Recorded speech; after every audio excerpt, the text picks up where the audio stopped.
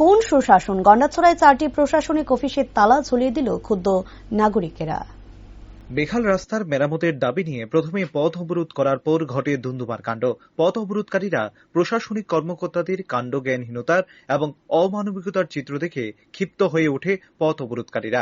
বৃহস্পতিবার বেলা 1টায় গন্ডাছড়া মহকুমার 4টি সরকারি অফিসে তালা ঝুলায় ক্ষুব্ধ আমজনতা। প্রসঙ্গত, গন্ডাছড়া মহকুমার অন্তর্গত নারায়ণপুর এডিসি ভিলেজের মগপাড়ার একমাত্র রাস্তাটি দীর্ঘদিন যাবৎ বেহাল দশায় পরিণত হয়েছে। ওই রাস্তাটির মেরামতের জন্য প্রায় 1.5 মাস পূর্বে একবার পথ অবরোধে বসেছিল মগপাড়া সহ 3টি পাড়ার লোকজন। ওই সময় রাস্তাটি মেরামত করে দেওয়ার কথা বলে প্রশাসনিক কর্মকর্তারা লিখিতভাবে প্রতিশ্রুতি দিয়েছিল পথ অবরোধকারীদের, কিন্তু দিন আসে দিন যায়, কিন্তু মগপাড়ার রাস্তাটি আর মেরামত করেনি প্রশাসন। বর্তমানে বর্ষায় রাস্তাটি আরো বেহাল দশায় পরিণত হয়েছে। বর্তমানে ওই রাস্তাটি গরু ও ছাগল চলাফেরা করাও অযোগ্য হয়ে উঠেছে।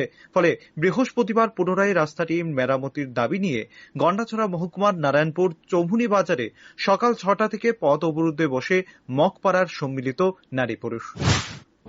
সকালে যার গেছে অফিসার হেরা কোনো বেড়া অফিসার মানে অফিসার বলতে মানে কোনো অফিস স্টাফ একজনও আসে না। আমরা 12টা পর্যন্ত অপেক্ষা করছে, মানে 12টা থেকে 1টা বাজে গেছে, কোনো প্রশ্ন নিচ্ছে না। আমরা তালা মারছে, এসডিএম অফিস তালা মারছে, পিডব্লিউ অফিস তালা মারছে, আর আদ্রিতে দুমপুরনগর যে ব্লক আমরা এটা তালা মারছে। আমরা দেখো হেরা লিখিত ভাবে লিখে দিছে, আমরা সই দিছি নিজে, কোনো কিছু আমরা প্রস্তুত লই না। হেরা আমরা গরু ছাগল মতন মনে ভাব দিয়েছে না, আমরা রাখছে খেলছে। ওখানে এইচডিএম স্যার কল করছে, আমরা করছে অমুক অমুক। দেখো একটা যদি রাস্তাঘাটে যদি হয় আমরা গাড়ি লয়ে যায় সরকার থেকে।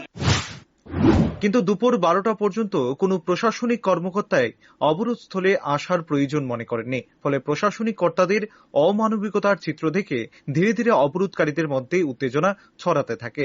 বেলা 1টায় তুমুল উত্তেজিত হয়ে প্রথমে মহকুমা শাসকের অফিসের মূল ফটকে তালা ঝুলায়। এরপরই অবরোধকারীরা ক্ষোভ আছড়ে পড়ে বেশ কয়েকটি অফিস। একে একে মহকুমার পূর্ত দপ্তর, মহকুমা আরডি অফিস এবং ডম্বুরনগর আরডি ব্লকের দরজায় তালা ঝুলায় অবরোধকারীরা। প্রতিটি অফিসে অফিস কর্মীরা তালাবন্দী।